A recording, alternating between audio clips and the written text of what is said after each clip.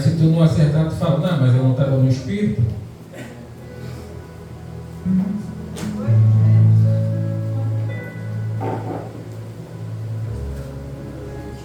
Amém?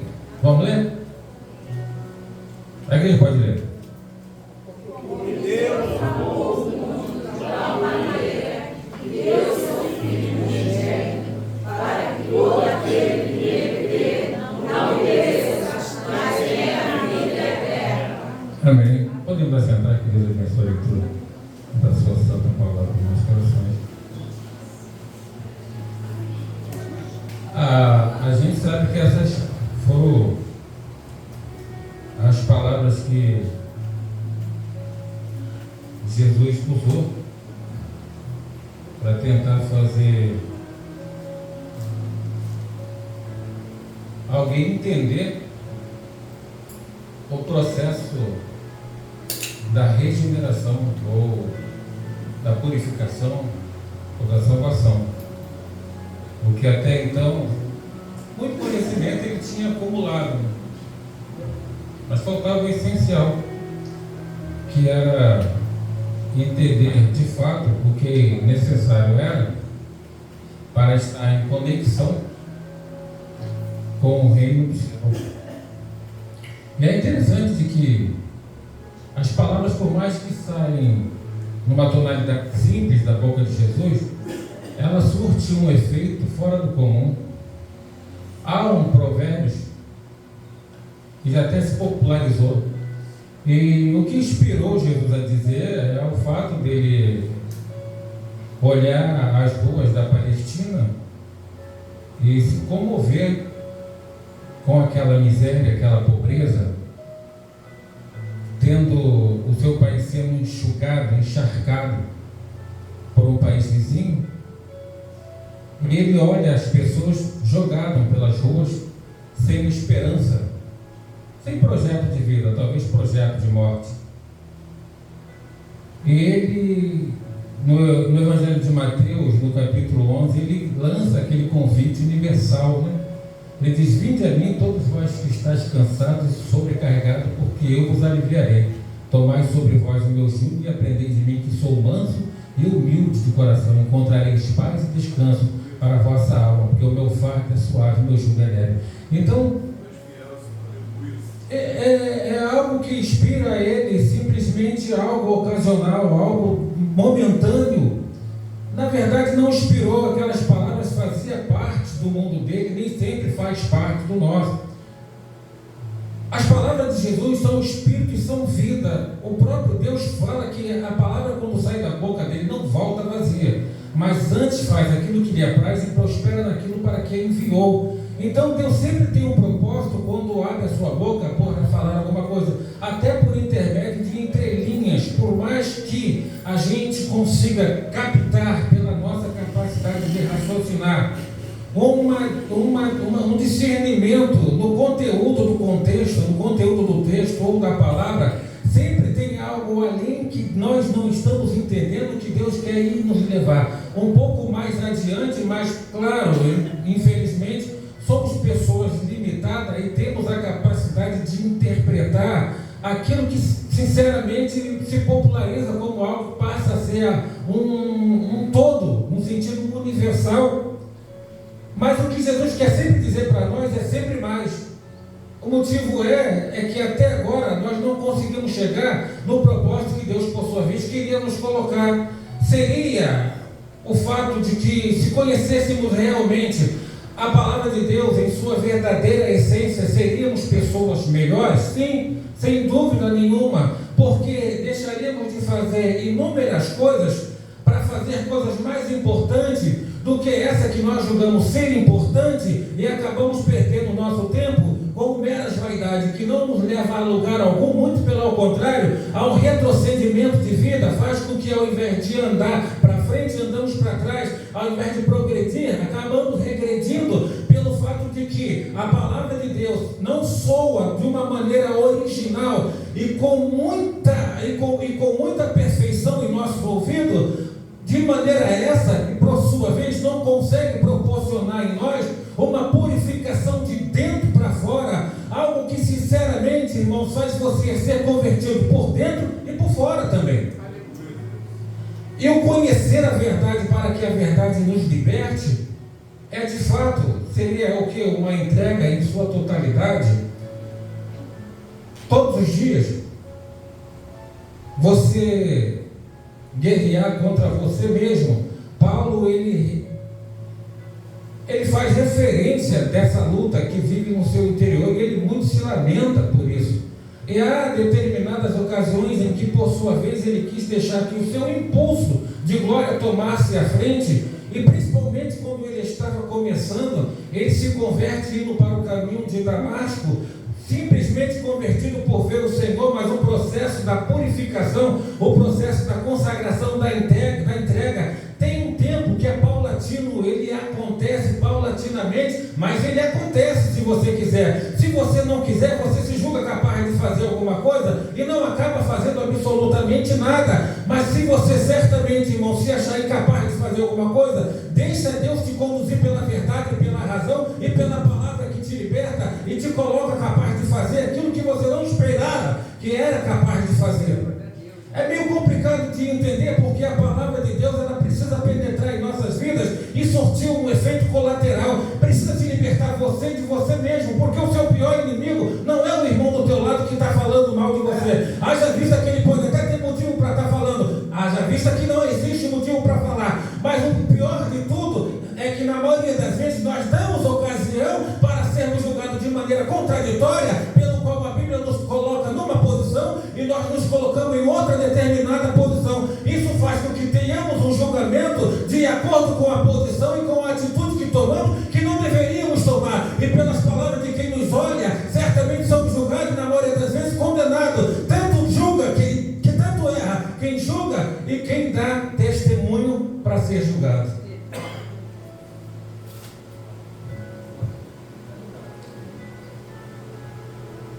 Então, ele estava tentando especificar que essa questão da salvação não é difícil para quem quer se converter. Mas para quem não quer, não vai, em hipótese alguma, porque uma vida à oração não se empurra com a barriga, se leva no joelho. Uma vida com oração se leva em comunhão com Deus. O salmista, no Salmo 119, no versículo 9, ele diz assim: olha, como purificará o mancebo o teu caminho? Observando conforme a sua palavra. Pedro, ele diz lá no capítulo 1, no versículo 24, que toda a carne é como a erva e toda a sua glória é como a flor do campo. Logo a erva seca e a flor no chão cai, mas a palavra de Deus permanece para sempre. O sábio Salomão, ele lá em Provérbios capítulo 12, ele diz: olha, procurou o pregador achar palavras agradáveis, mas o que vale é o que está escrito, palavra da retidão, que é como aguilhões e como os pregos bem fixados, dado pelo mestre da congregação. Então, irmão, a palavra que regenera, a palavra que purifica, é aquela que sai da boca de Deus, diretamente para o nosso coração. E se tem uma coisa que nós estamos precisando, irmãos, é vencer essa batalha que nós estamos travando há muito tempo com a gente mesmo, e estamos sempre levando desvantagem, fazendo o slogan, propaganda, anúncio, anunciando aquilo que é incorreto, baseado na nossa razão, que por sua vez também o que é uma razão humana, quando não tem um calço espiritual da voz de Deus, calçando você por trás, para que não haja queda, para que através da queda haja dano, e que através do dano pode ser que haja feridas irreparáveis, que não se pode consertar em hipótese alguma. Deus quer te dar calço,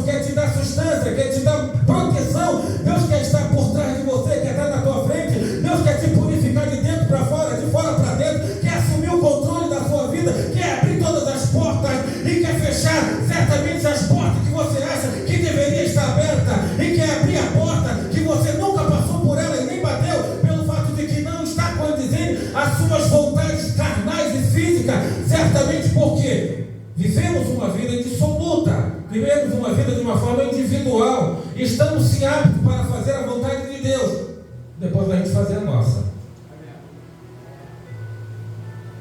Estamos aptos para nos relacionar com Deus, depois da gente se relacionar com todo mundo. Estamos aptos para glorificar a Deus, depois da gente acabar de concluir aquela conversa que a gente estava conversando. Entenda que Deus, desde as coisas mais simples até as coisas mais importantes, Ele exerce um cargo na nossa vida de segundo plano. A gente não consegue colocar Deus em plano nenhum. Você não vai para o culto hoje eu não posso ir, eu tenho um compromisso, mas semana que vem eu vou. Ora para que Deus não volte hoje, porque hoje você faltou o culto, trocou a casa de Deus pelo compromisso. Não, haja vista que o compromisso poderia ser adiado, mas o fato de você estar dentro da casa de Deus, de repente, poderia ser que fosse o último culto da sua vida. Mas afinal de contas, o que é mais um culto? Já estou acostumado, já estou desgastado. O pastor não vai ficar chateado. Você não está aqui pelo pastor. Ah, mas o irmão não vai ficar chateado. Você não está aqui pelo irmão. Uma coisa que a gente precisa aprender é que nós estamos aqui porque é agradável esse lugar. É um lugar que Deus nos proporciona. O salmista, eu já cansei de dizer lá no Salmo 84, como amados são os seus tabernáculos, a minha alma suspira e desfalece pelos seus atos. Ele diz, olha, eu quero estar um dia na casa do Senhor, porque 1000 anos em qualquer outro lugar do mundo, porque não existe lugar melhor do que você estar aqui, a menos que você esteja e ao mesmo tempo não esteja. Como pode ser isso? Quando as coisas perdem a graça na nossa vida, a gente muda o comportamento, o tratamento, a atitude, passa a se comportar de maneira diferente. A gente, quando para de ver graça naquilo que até então, a gente desgasta.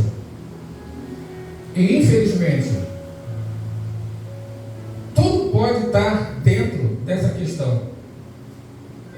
Mas o fato de se estar dentro da casa de Deus,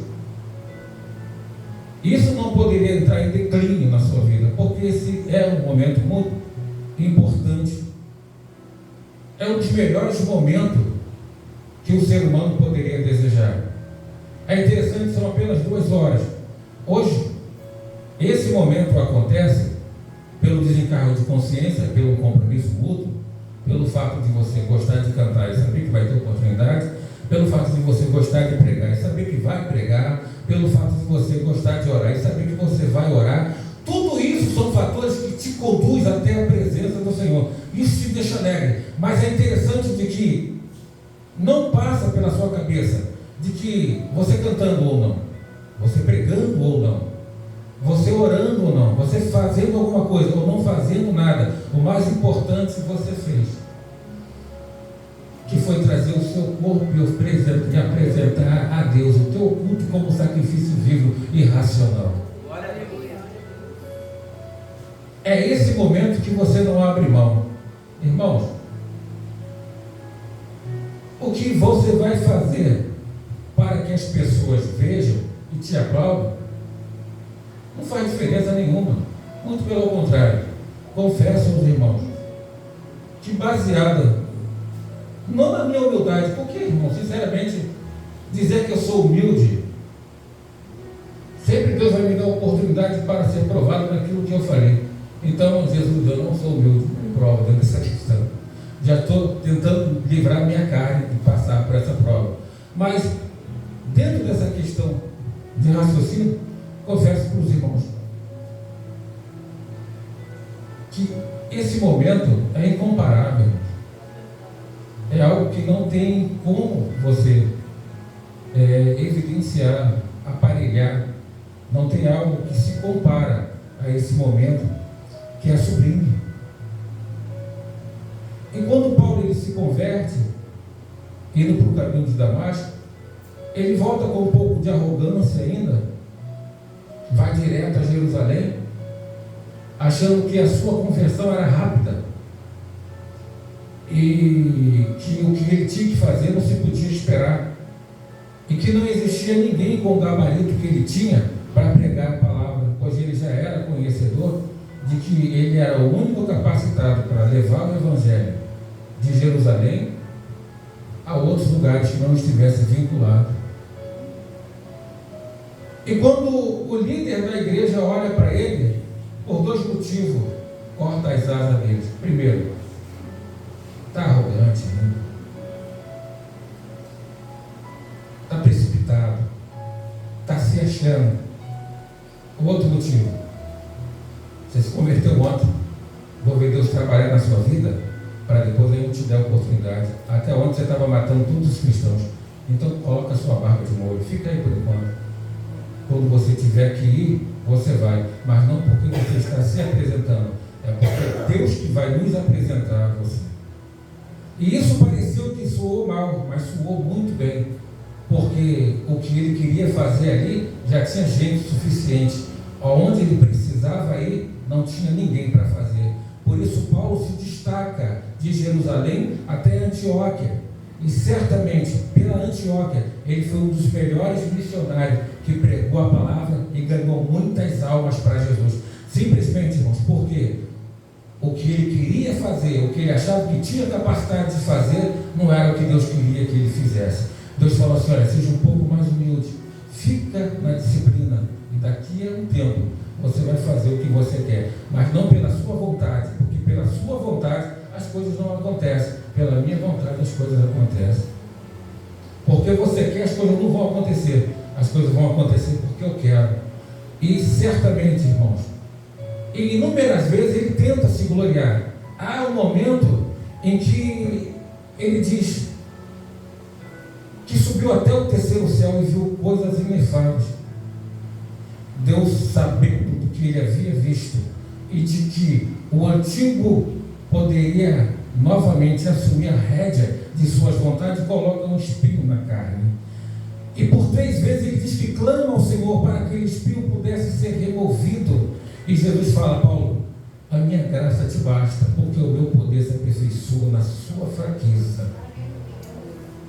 E ele fala: Senhor, se eu não posso me gloriar pelo que eu vi, e se esse espinho não vai sair da minha carne, e se eu não posso entrar por esse caminho, então eu vou me gloriar pela minha fraqueza. Oh glória! Quantos conseguem se gloriar pela sua fraqueza, por ter sim tentado fazer alguma coisa e ter sido frustrado, pelaquela catástrofe que aconteceu na sua vida, você botou a mão e não entendeu nada, mas olhou para o céu e glorificou o Senhor, pelas coisas que aconteceram na sua vida que te surpreendeu, falou: Senhor, eu como servo não esperava isso, mas se é isso que o Senhor está mandando, louvado seja o teu nome para todo sempre. É interessante, sabe por quê? Porque nós estamos adaptados e não há tempo que vai nos fazer entrar pelo caminho contraditório aquilo que nós já estamos acostumados a fazer. Entenda, nós não estamos acostumados a não apresentar uma reação em cima de uma ação, uma resposta em cima de uma crítica. Nós não estamos acostumados a ser afrontado e não responder aquela afronta. Nós não estamos acostumados a glorificar a Deus quando as coisas dão errado. Nós não estamos acostumados a andar na contramão da história da humanidade. E é interessante, porque é justamente esse o caminho que Jesus manda com que sigamos. E é justamente esse caminho que nós vivemos a vida inteira tentando fugir dele, e Deus nos colocando nele, e a gente tentando fugir dele. A gente foge e Deus nos coloca nele, porque não existe uma outra maneira de chegar no céu a não ser quadrado.